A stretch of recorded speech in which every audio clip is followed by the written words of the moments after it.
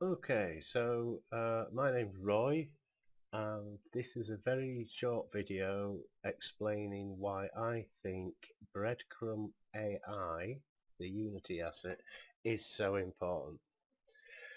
Uh, what I've got here is a really basic scene in that I've got a terrain that is 2000 by 2000, a directional light.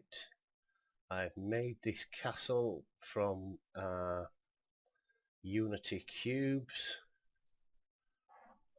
It's really simple, and I put some hills over there. So it's your basic terrain.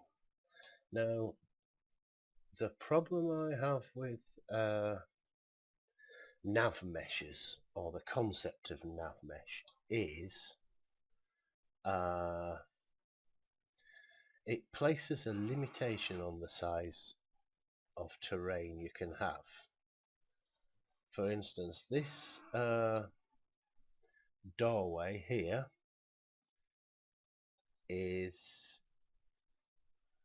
9 feet wide. I've measured it, it's 3 meters. So in real life a door is about 1 meter, 1.5 meters wide, and 8 foot tall or whatever. Whereas this one is 9 feet wide. Therefore, in order to be sort of approximately twice as tall as it is wide, you would have to have a door that's 9 feet wide by 18 feet high. And that is basically the sort of smallest you can, the lowest resolution you can go down to. This AI would fit through that door, but it's not like he's got a lot of space.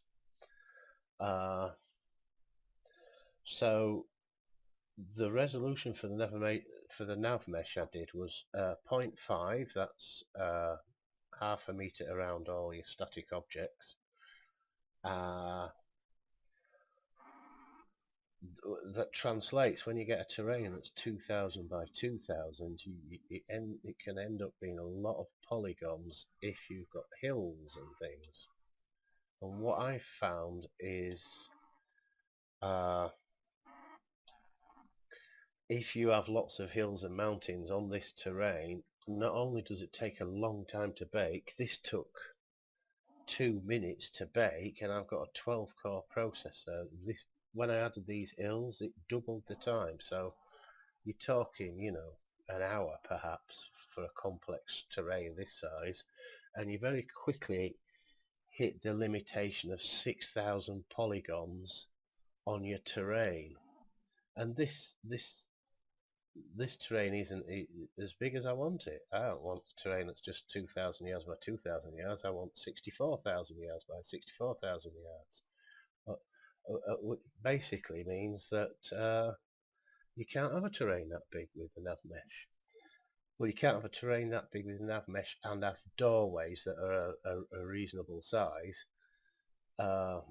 What you can do is make the radius 2 meters and have 30 foot wide by 60 foot tall doors, which is not realistic. So the first problem I have with nav meshes is they place a limitation on the size of terrain you can have. And there's a lot of people want to make open world games. There's a lot of people making voxel generated terrains. So that's a pretty restrictive limitation.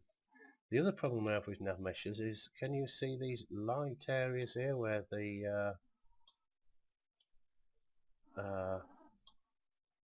nav mesh is a simplified mesh, and therefore you get these little height differences where the nav mesh is above the terrain.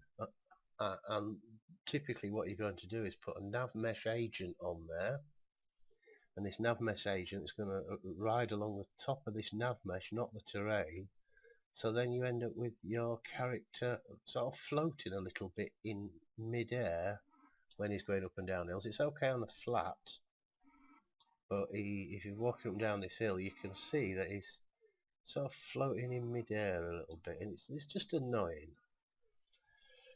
But the worst thing of all about nav meshes is difficult to explain, but let's say this is a guard, and he's patrolling in there, and he's an enemy guard, and this is my player here.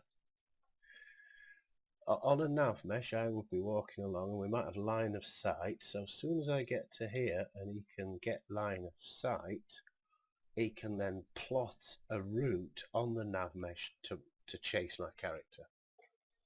And the problem with that is that if I run out of line of sight and he loses line of sight, then he's either got to give up the chase because he can't see me anymore, or magically know where I am, which is usually the case. Magically he knows where I am as soon as he's spotted me.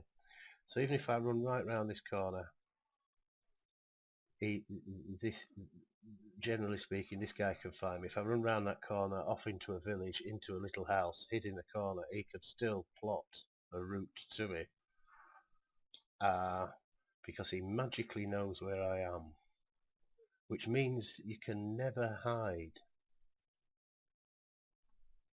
with a nav mesh, not without a lot of awkward coding. And what should happen, as I was thinking, is when he sees me there and I gets line of sight and I run off round this corner, he goes to the last place he saw me and then tries to pick up the trail, as it were. And